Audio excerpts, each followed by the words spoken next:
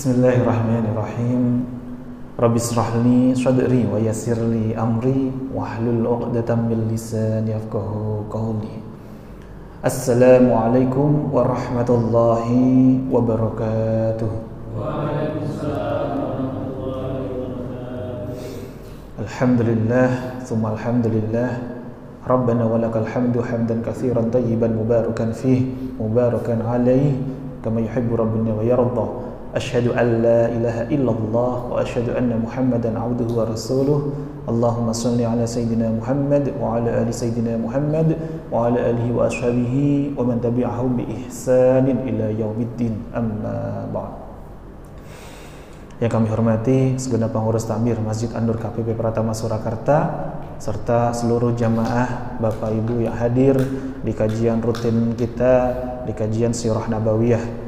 Alhamdulillah kita senantiasa mengupas sirah Nabi dari kitab ya Khulasah Nurul Yakin.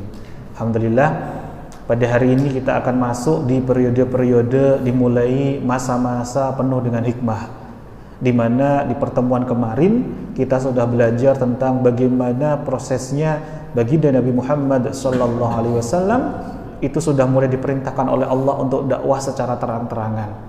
Dan sebelumnya Rasulullah itu sejatinya sangat dihormati oleh kaum Quraisy karena beliau sangat jujur, beliau sangat dapat dipercaya, tidak pernah berdusta. Jadi sebenarnya Rasulullah itu sangat dihormati oleh kaum Quraisy. Namun semenjak mulai adanya dakwah secara terang-terangan, mulailah di situ berubah. Yang awalnya banyak sekali yang belum mengikuti Rasulullah itu masih tetap sayang dengan Rasulullah, disitulah mulai ada gejolak, mulai ada perlawanan. Maka tibalah masanya di bab hari ini kita membahas tentang bab idza'u Quraisyin lin Nabi sallallahu alaihi wasallam, yakni mulai dari hadirnya gangguan-gangguan dari kaum Quraisy kepada baginda Nabi Muhammad sallallahu alaihi wasallam. Sebelum kita mulai ya sebagaimana biasanya mari senantiasa kita bersyukur kepada Allah Subhanahu wa taala ketika kita sadar betul tidak ada daun yang jatuh kecuali seizin Allah. Artinya jika daun saja nggak ada yang kebetulan jatuhnya, maka kita hadir di sini juga tidak ada yang kebetulan. Kenapa kok hati kita itu masih terpaut dengan masjid? Mengapa hati kita selesai sholat sekalipun kita masih hadir duduk di sini? Artinya tidak ada yang kebetulan. Bahkan ketika Rasulullah SAW bersabda, "Man salaka tariqan yaltamisu fihi ilma, sahalallahu lahu bihi tariqan ilal jannah." Barang siapa yang senantiasa masih dilebutkan oleh Allah, hidupnya itu masih menapaki jalan kehidupannya itu terus hadir di majelis ilmu, maka Allah akan mudahkan baginya jalan menuju surga, insyaallah.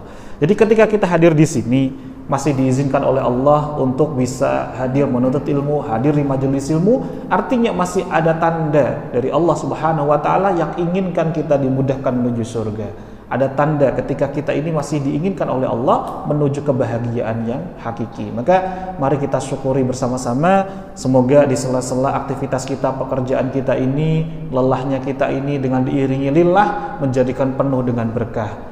Ya, lelahnya kita dalam mencari nafkah ini yang halal dan thayyiban ini menjadikan diri kita ya di jam istirahat ini pun penuh kita isi di waktu-waktu yang penuh menghadirkan ridhonya Allah Subhanahu wa taala. Kita ucapkan rasa syukur yang penuh dengan segenap jiwa dan raga kita. Alhamdulillahirabbil alamin. Salawat dan salam senantiasa kita haturkan kepada junjungan kita Nabi besar, Nabi agung, Nabi Muhammad sallallahu alaihi wasallam, sang suri tauladan terbaik yang senantiasa kita nanti-nantikan syafaatnya. Dan mari kita awali ya pembelajaran kita Sirah Nabawiyah ini dengan membaca ya Ummul Kitab, membaca basmalah bersama-sama. Bismillahirrahmanirrahim. Baik, alhamdulillah langsung saja. Qala al-musannifu rahimahullahu taala wa nafa'ana bihi wa bi ulumihi fid dharaini amin ya rabbal alamin.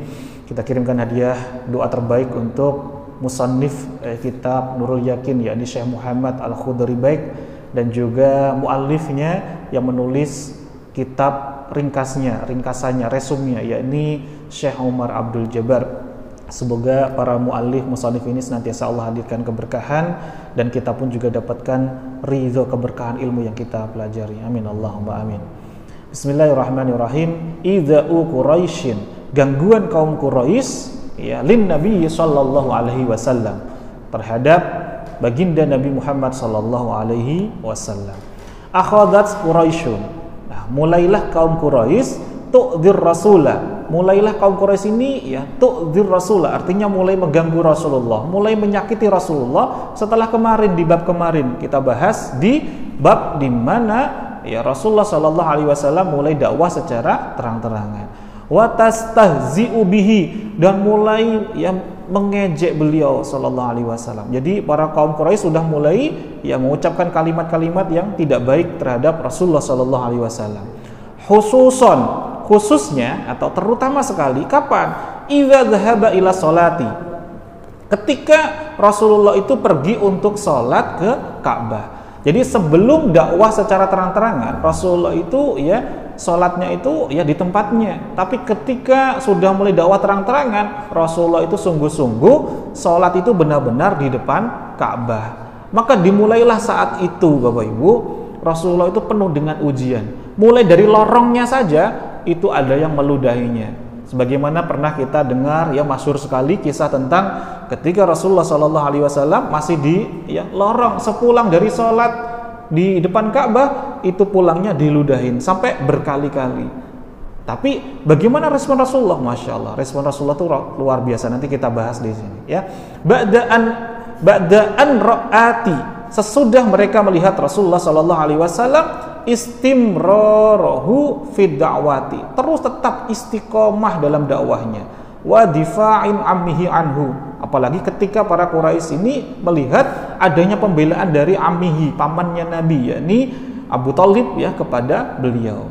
Wa kana sallallahu alaihi wasallam, adapun Rasulullah sallallahu alaihi wasallam yuqabiluhum bil hilmi, menghadapi mereka itu dengan tidak lekas marah, wasabri, dengan penuh sabar, wal lutfi, dengan lemah lembut, wal afi, dan memaafkan.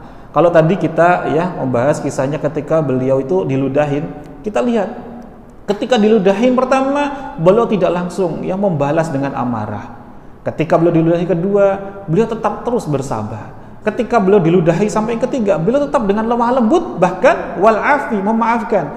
Beliau datangi kemana yang kemarin meludahi itu, kok tidak ada, dijenguk, bahkan diberi hadiah. Ya akhirnya apa? Justru menghadirkan mendapatkan hidayah orang yang sebelumnya paling tidak suka dengan Nabi, akhirnya sangat-sangat ya sayang dengan Nabi, mendapatkan hidayah. Wa kana asyaddahum idza'al lirrasuli. Adapun orang-orang yang sangat ya mengganggu Nabi sallallahu alaihi wasallam ya. Ini kalau disebutkan dalam Sirah Nabawiyah, bahkan di dalam kitab ya langsung induknya Nurul Yakinnya maupun ya dalam kitab-kitab lainnya, golongan orang-orang yang ya sering kali menyakiti Nabi sallallahu alaihi wasallam ini disebut dengan golongan mustahziin. Golongan apa Bapak Ibu? Mustahziin. Ini golongan orang-orang yang paling menyakiti Rasul, paling membenci Rasulullah sallallahu alaihi wasallam. Nah, siapa saja itu? Ya, Abu Jahlin. Nah, ini pemimpinnya. Pemimpinnya bernama Abu Jahal. Jadi orang-orang golongan mustahziin ini, orang-orang yang paling membenci Rasulullah ini, pemimpinnya adalah namanya Abu Jahal. Siapa sejatinya Abu Jahal ini? Abu Jahal ini nama lengkapnya adalah Amr bin Hisham bin Mughirah, atau ada nyebutnya Umar bin Hisham bin Mughirah. Jadi bisa Amr, bisa Umar, karena bahasa Arabnya masih sama, ain mim ra, Umar ataupun Amrun, itu sama ya.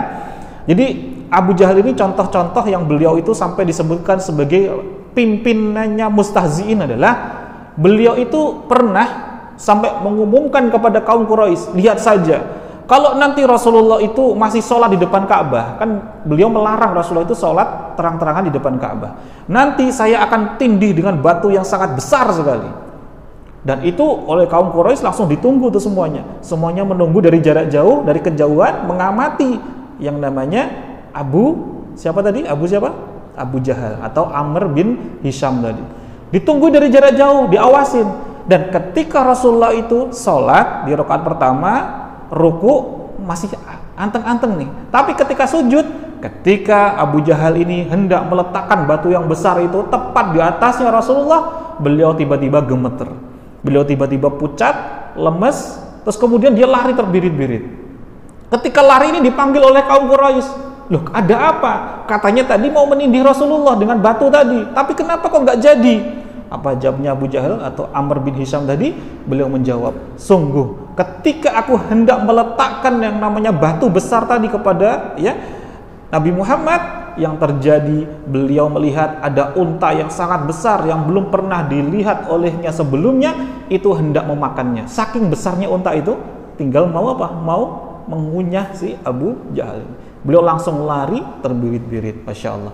Bahkan beliau itu pernah melarang Rasulullah itu dengan cara yang sangat luar biasa, sangat gak nikmat sekali. Sampai-sampai turunlah firman Allah, Quran surah Al-Alaq ayat 15 sampai dengan 19. A'udzu billahi minasyaitonir rajim. Bismillahirrahmanirrahim. Kalla la illam yantahi lanasfa'an bin nasiyah. Sekali-kali tidak. Sungguh jika tidak berhenti berbuat demikian, niscaya kami akan tarik ubun-ubunnya ke dalam neraka. Maksudnya Allah ini adalah tarik ubun-ubunnya siapa tadi? Abu Jahal. Nasiyatin kadzibatin khati'ah, yaitu ubun-ubun orang yang mendustakan kebenaran dan durhaka. Falyad'u nadiyah, biarlah dia memanggil golongannya untuk menolongnya. Maksudnya ketika Abu Jahal nanti minta pertolongan kepada Quraisy sekalipun, sanad'uz zabaniyah, kelak kami akan memanggil malaikat zabaniyah. Ini adalah malaikat penyiksa orang-orang yang berdosa di dalam neraka. Kalla la tuti'hu wasjud waqtarib, sekali-kali tidak, janganlah patuh kepadanya, tetapi sujud dan mendekatlah kepada Allah. Masya Allah. Dan Abu Jahal ini pula lah yang memprovokasi kaum Quraisy. Ketika Rasulullah SAW sedang sholat di depan Ka'bah, itu tiba-tiba Abu Jahal itu mengumumkan, wahai para pembesar-pembesar kaum Quraisy, tidakkah kalian itu seharusnya mengambil kotoran untanya si fulan, kalian timpukkan, kalian timpakan kepada Rasulullah gitu. Maka kemudian ada salah satu yang bernama Uqbah bin Abi Mu'aid. Uqbah bin Abi Mu'aid, beliau mengambil sungguh-sungguh kotoran unta ini, ditimpukkan kepada Rasulullah SAW ketika sedang bersujud. Dan saking banyaknya kotoran unta ini, sampai Rasulullah itu tidak kuat untuk bangun dari sujud. Artinya banyak atau banyak kira-kira? Karena pilihannya hanya banyak atau banyak Banyak atau banyak? Banyak banget. Sementara sahabat-sahabat yang lain ini baru beriman, imannya belum kuat. Ketika mau menolong Rasulullah belum berani sungguh-sungguh terang-terangan di hadapan kaum Quraisy. Maka yang lainnya cuma diem, melihat saja. Maka datanglah putrinya Rasulullah SAW yang bernama Sayyidah Fatimah. Itu sambil meneteskan air mata, dikeruk satu dikit oleh Sayyidah Fatimah, sampai Rasulullah itu mau untuk bangun, bisa untuk bangkit. Dan ketika bangkit, Rasulullah SAW berdoa, ya Allah, ini sifat lemah lembutnya Rasulullah. Tidak langsung melaknat, tidak, tapi Rasulullah langsung berdoa, ya Allah, berikanlah hidayah salah satu dari dua Umar. Yang satu maksudnya adalah Umar bin Hisham, atau yang namanya Abu siapa tadi? Jahal apa Lahab? Abu Jahal, Amr bin Hisham bin Mughirah namanya Abu Jahal. Atau yang kedua namanya Umar bin Khattab. Yang Masya Allah, dengan wasilah ujian itu Allah ijabah doanya Rasulullah. Ternyata yang dapatkan hidayah pertama siapa namanya? Umar bin Khattab, Masya Allah. Nah, yang kedua, kalau tadi pimpinannya Mustaziin adalah Abu Lahab, yang kedua orang-orang yang paling nggak suka dengan Nabi, yang kedua adalah namanya Abu Lahab. Siapa Abu Lahab ini? Abu Lahab ini masih pamannya Nabi Muhammad Sallallahu Alaihi Wasallam. Abu Lahab ini nama lengkapnya Abu Lahab bin Abdul Muthalib. Jadi masih saudara kandungnya Abdullah. Namanya Abu Lahab. Apa saja yang dilakukan kok sampai beliau itu masuk kategori mustahziin, orang-orang yang masuk golongan pembenci Rasulullah, yang paling menyakiti Rasulullah. Beliau ini setiap hari yang namanya Abu Lahab ini naruh kotoran tepat di depan pintunya Rasulullah. Ini rumahnya berdekatan dengan Rasulullah. Sampai-sampai Rasulullah bertanya, apakah seperti ini akhlaknya saudara, bahkan tetangga dekat saja seperti ini? Dan ketika suaminya itu absen dari menaruh kotoran tadi, itu masih dilanjutkan istrinya untuk menaruh kotoran tadi. Makanya sangat masyhur sekali ya Abu Lahab ini kisahnya sampai masuk turunlah firman Allah yang kita seringkali hafal, Quran surah Al-Lahab.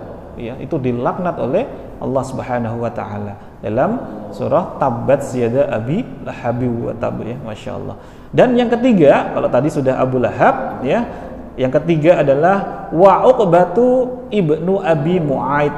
Kalau tadi kita sudah melihat ya sekilas Uqbah bin Mu'aid itu tadi pernah menaruh kotoran unta gitu ya. Tapi beliau tidak hanya sekedar sampai situ saja. Salah satunya adalah ya, ketika Uqbah bin Abi Mu'aid itu mengadakan jamuan makan atau mengundang para kabilah-kabilah dari kaum Quraisy, pimpinannya orang-orang terpandang di sana, Uqbah bin Abi Mu'aid itu juga mengundang Rasulullah. Ketika di sana tuh ada adat namanya ngundang tamu, itu pasti dikasih perjamuan makan. Sama nggak sama dengan orang Jawa? Sama nggak? Sama. Nah, ketika ya Rasulullah itu disuguhi makan, Rasulullah itu mengatakan begini. Ya, Rasulullah bersabda, sesungguhnya saya tidak akan makan apa yang dihidangkan kepada saya sebelum yang punya rumah itu bersyahadat terlebih dahulu. Nah, di situ Uqbah itu merasa malu dengan tamu-tamu yang lainnya. Kalau sampai ada tamunya nggak makan, berarti seakan-akan apa? Nggak memuliakan tamu atau nggak ngasih makan kepada tamunya. Maka akhirnya dia dengan terpaksa itu bersyahadat dulu.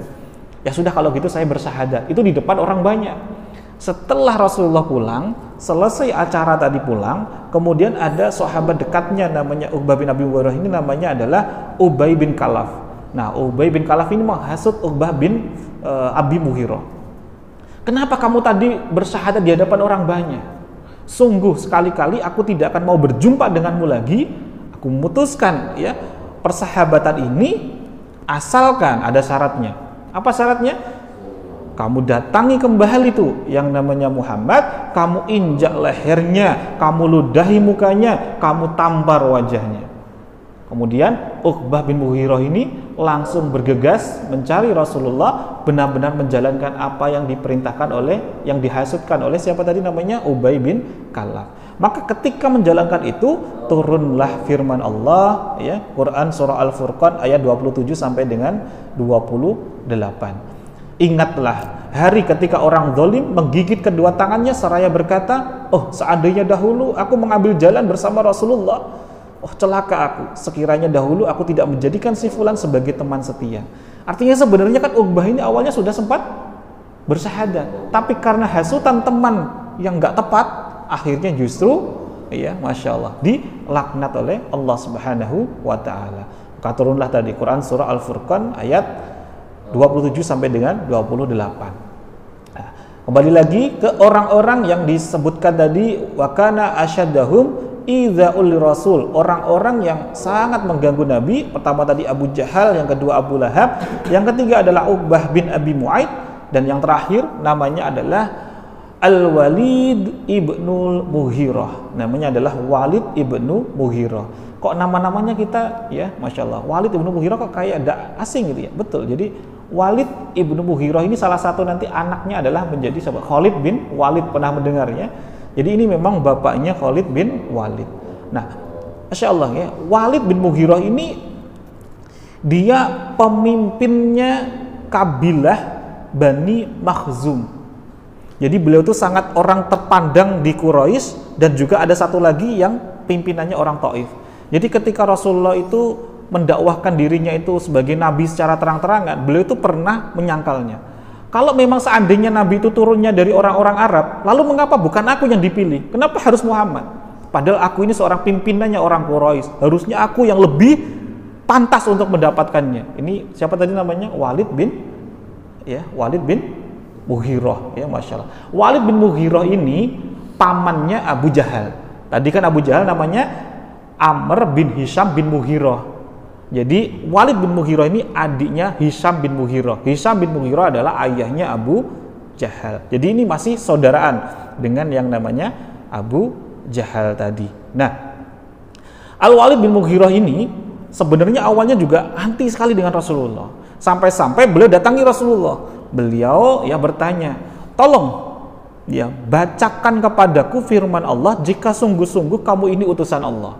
Kemudian Rasulullah Shallallahu Alaihi Wasallam membacakan firman Allah. Ketika membacakan kalamullah, itu Al-Walid bin Mughirah itu bergetar hatinya, merasakan sungguh-sungguh dia tidak pernah menjumpai kalam yang pernah diucapkan manusia sekalipun seindah ini.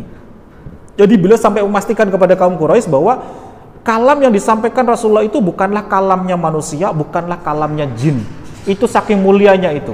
Ibarat kalau diibaratkan seperti tumbuhan, tumbuhan ini sangat tinggi, buahnya sangat banyak, lagi akarnya itu sangat subur. Jadi kalam ini sangat luar biasa. Maka tidak mungkin kalau yang namanya Rasulullah ini berdusta. Ketika mendengar kalimat itu, Abu Jahal itu langsung panas telinganya.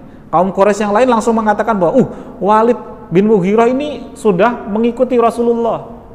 Nah, kemudian Abu Jahal langsung mendekati Al-Walid bin Mughirah ini untuk memprovokasi.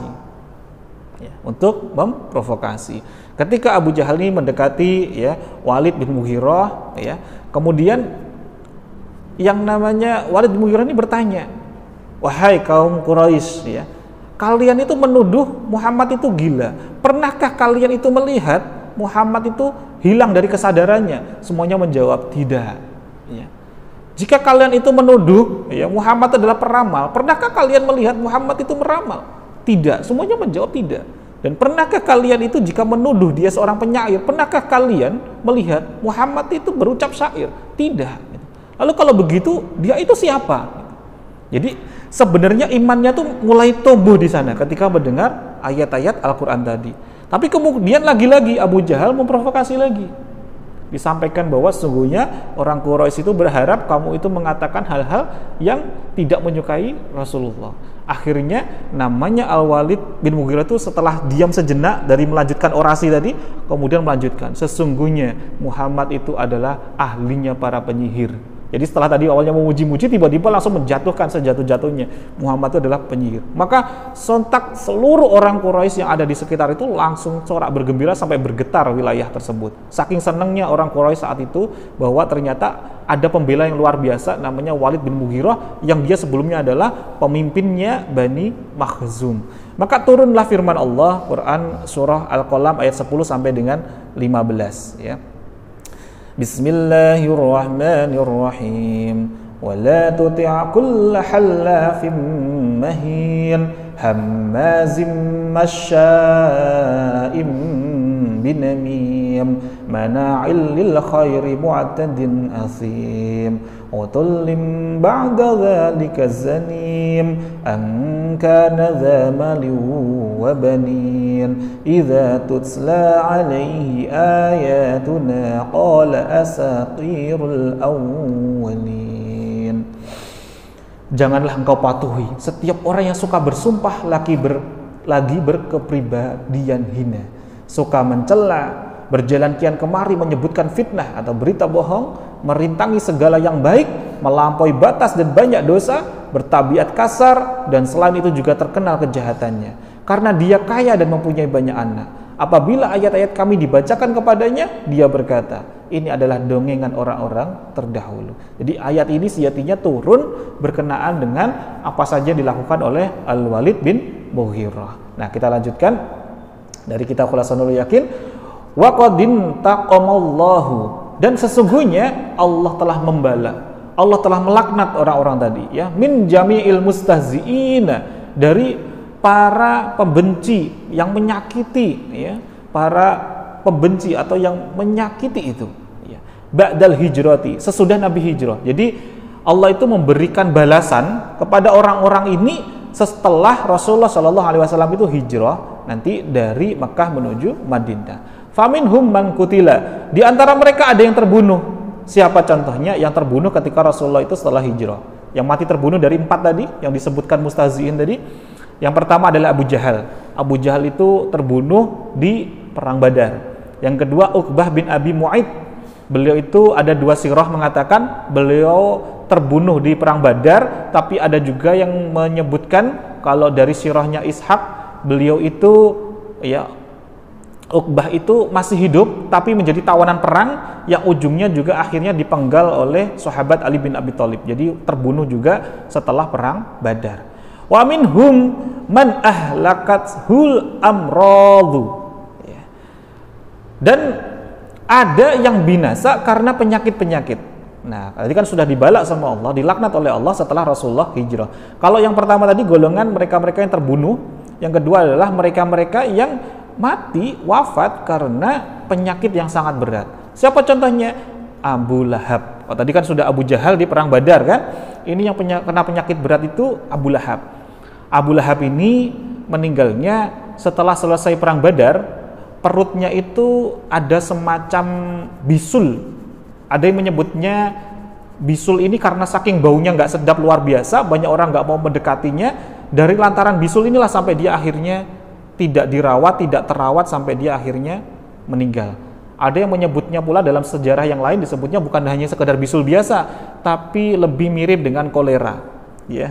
Kemudian tadi yang satunya Al-Walid bin Mughirah, ini juga sama nih ya, yang awalnya kepala klannya atau pimpinannya dari kabilah Makhzum, beliau ini juga diberikan meninggalnya dalam kondisi sakit yang sangat parah sekali ya. Wallahu a'lam bishawab. Jadi ini baru bab awal-awal ketika Rasulullah itu sudah mulai dihadirkan perlawanan dari kaum Quraisy. Nah, pertemuan yang akan datang kita akan masuk di bab di mana ketika para orang Quraisy ini mulai ya melawan Rasulullah kok tidak ada hasilnya, nggak berhasil, mulailah orang-orang kaum Quraisy mulai menguji, mulai menyerang kepada sahabat-sahabatnya Nabi.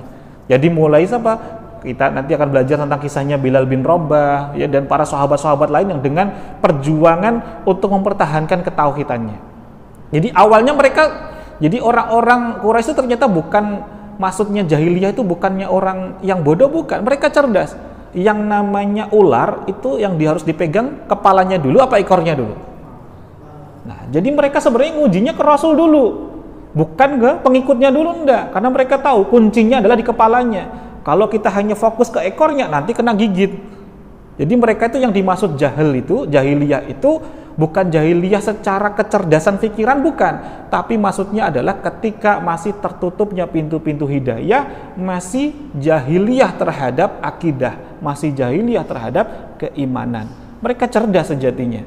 Ya, termasuk ya orang Arab ini cerdas juga dalam hal berniaga, dalam hal berdagang, juga bersyair. Jadi mereka sejatinya dimaksud jahiliyah itu jahiliyah terhadap ketauhidan, jahiliyah terhadap keimanan.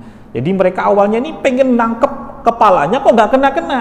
Maka akhirnya besok di pertemuan yang akan datang kita bahas bagaimana orang-orang Quraisy ini dengan strateginya luar biasa, punya siasat luar biasa, bagaimana menyetop rombongan orang-orang yang berbondong-bondong mulai bersyahadat kepada Rasulullah SAW. Maka bismillah, semoga Allah hadirkan umur kita yang panjang untuk semakin terus belajar, menambah keimanan kita, menambah kecintaan kita kepada baginda Nabi Muhammad SAW, yang sebagaimana pula disampaikan oleh beliau, sesungguhnya orang-orang itu nanti kelak di akhirat akan dikumpulkan dengan orang-orang yang dicintai selama di dunia.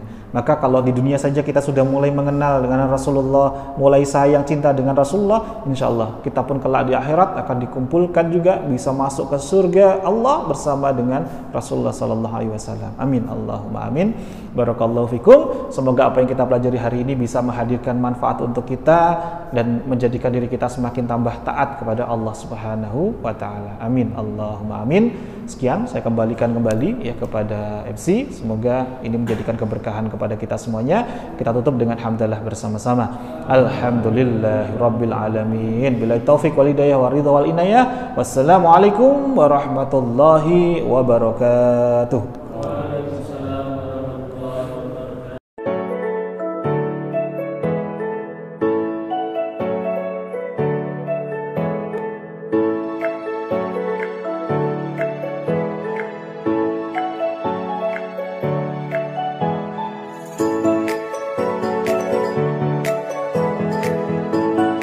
Alhamdulillahirrabbilalamin. Sahabat-sahabat Filah Best Learning Center yang kami cintai, sahabat-sahabat Magnet Rezeki, setelah Anda menyimak video ini, marilah senantiasa kita beristighfar kepada Allah Subhanahu wa Ta'ala untuk melepas perisai-perisai rezeki kita. Rabbi ghfirli wa tub alayya innaka antat tawwabur rahim. Ya Rabb, ampunilah kami, terimalah taubat kami, sesungguhnya Engkau Maha penerima taubat dan Engkau Maha penyayang. Dan mari senantiasa kita bersolawat kepada baginda Nabi Muhammad sallallahu alaihi wasallam.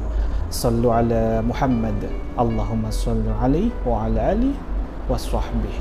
Wassalamualaikum warahmatullahi wabarakatuh.